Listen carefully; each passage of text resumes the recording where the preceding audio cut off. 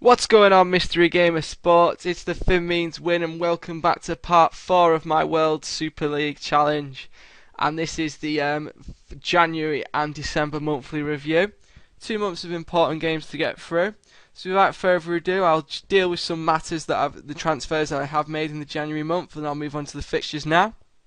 The first signing, bar Kevin Morales from the previous episode I made, was Andrea Bertolacci from Roma. He's on loan at Lecce at the moment, getting some experience, which is beneficial to us. He's joined us on a free transfer when his contract runs out with Roma. And as you can see, he's 21 years old, got some great stats, 16 passing, 16 work rate already, got 14 creativity. He's got some great key stats that I can work on. 15 determination stands out to me. So far he's played 19 league games, scored 2 goals and got an average rating of 7.14, which is a good rating for such a young player with no real experience. As you can see from his attributes chart, he's got a good attacking, creativity and speed attributes, but he's not lacking in any real department apart from aerial ability. I'll be looking to use his work rate and passing as maybe a deep line playmaker, because he's got some defensive stats that he can also break up the play. So that's the rounds at the first transfer that I did make this window. The final transfer move I'm trying to make in this window is the free transfer of Angel Correa from San Lorenzo. He's played 19 games this season, scoring 6 goals with an average rating of 6.79. Not the best rating, but he's only 16 years old. You don't expect wonders from him yet. As you can see, statistically, for such a young player, he's so talented, technically brilliant, and physically also brilliant. If I can work on his mental stats and keep developing the technical stats, he's going to be a very good player for seasons to come. The first fixture we played then in the month of December was the 2-1 defeat to Atletico Mineiro, which means we did lose our unbeaten start in competitive matches in this one. Goals from Mancini and Guilherme for Atletico Mineiro, and an equaliser for João Carlos, which was ruled out 7 minutes later by Guilherme. Give it with the goals for this one. As you can see, statistically, we had more possession, more shots on and off target, and we had 3 clear-cut chances, highlighting the fact that we probably should have done a lot better in this one, and I'm quite disappointed to lose our good start. However, carrying it on till December was a great start, and I mean, we were going to lose one day, so better to get it now than letting it later and ruin our season. We then bounced back from a disappointing defeat with a 1-1 draw, which we did win on penalties to Bologna in the 4th round of the Pepsi Cup. A goal from Diego Tardelli for us and one from Marco Di Vaio with for Bologna. In the penalty shootout, Diego Tardelli boosted for Eto and João Carlos with the goals for us. Kalecha and Juklai did miss for us, and also for Bologna, Di Vaio, Gimenez and Ramirez, the goal penalties that were converted for them.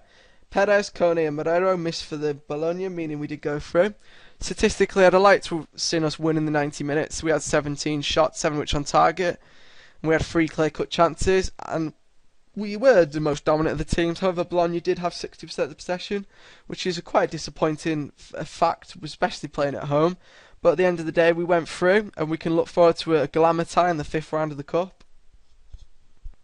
The third match in December saw us return to the league and back to winning ways with a 3-0 win over Sporting. A goal from Eto and a brace from Tardelli with the goals from us. Sporting Gijón had 2 players sent off, one in the 41st minute and one in the 85th, meaning they did end the game with 9 men, which was quite a disappointing fact, but we did beat the players that were on the pitch in front of us. And as you can see, statistically, we absolutely dominated this one. 20 shots, 12 of which on target, 7 clear-cut chances.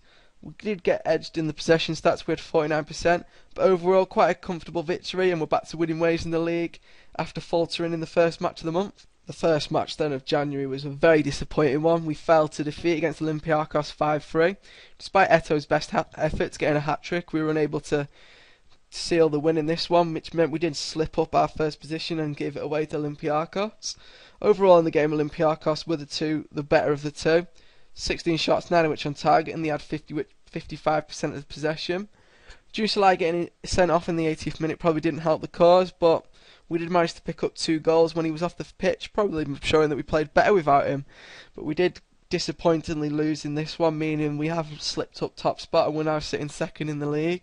Hopefully we can gain ground in the future weeks coming ahead. We then bounced back from defeat in the second match of January with a 3-1 victory over Bursaspor. Fierro and Mireles with their first goals in the league for us, and João Carlos continuing his strong goal scoring form as a centre half. The only goal of the game for Basque-ing came from Batella. 2 sending offs also ensued for Basque-ing, meaning they finished the game with 9 men for the second time in this episode. But we had already inflicted a heavy defeat upon them at that point, meaning that they didn't really have much chance of the sending off, didn't really have much influence on the game. Overall, statistically, we were the dominant of the two. We hit the woodwork once and had 4 shots on target, and edged the possession count 52%, and it's a welcome return to winning ways after our defeat against Olympiakos, and hopefully we can start gaining more results like this and push back and get our first place.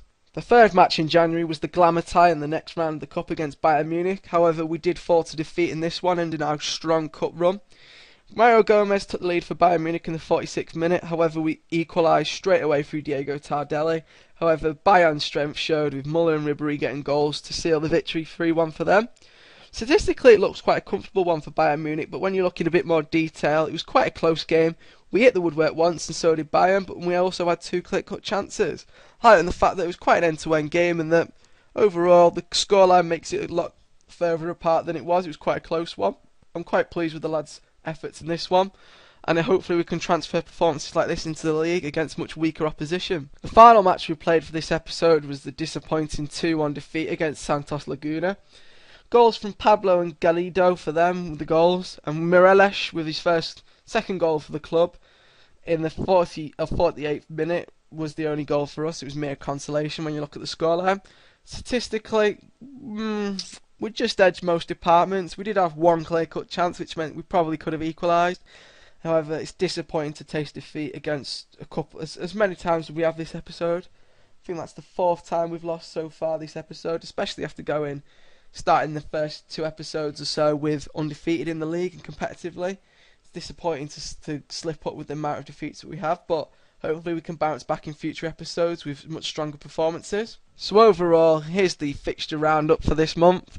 Played 7 games in all, lost 4, won 3, no draws, and it's quite a poor month by our standards. After going so long undefeated, we managed to taste defeat 3 times in the league, disappointingly. The game of the month has definitely got to be the 3-0 victory over Sporting Gijón. We absolutely demolished them. But if you've got to go personally, the Bologna win was the most satisfactory. Winning on penalties always puts a smile on your face, and it certainly did in that one. So after the 2 months worth of fixtures in this episode, this is the league table as it stands. We have surrendered our lead to Olympiakos with the defeat we had to them earlier in the episode. Olympiakos are on top with 16 games played, 10 wins, 4 draws and 2 defeats. With a points total of 34, we're sitting second, 3 points behind them with 9 wins, 4 draws and 3 defeats. Overall goal difference, we've scored more but conceded more than them, so they've got a 2-goal advantage in the goal scoring standards. The only pleasing note to take from this poor month was the fact that we've now got a 6-point lead over Santos in third, despite them picking up a victory over us in the last match of the month. And the fact that it is just a straight shootout between us and Olympiakos for the automatic promotion place, and I'm hoping in the months ahead we can gain that position back and solidify it ours.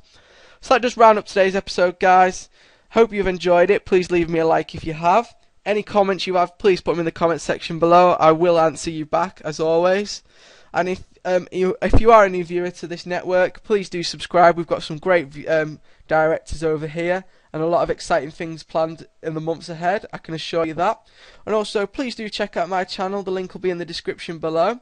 I have been TheFinMeansWin, guys. Goodbye.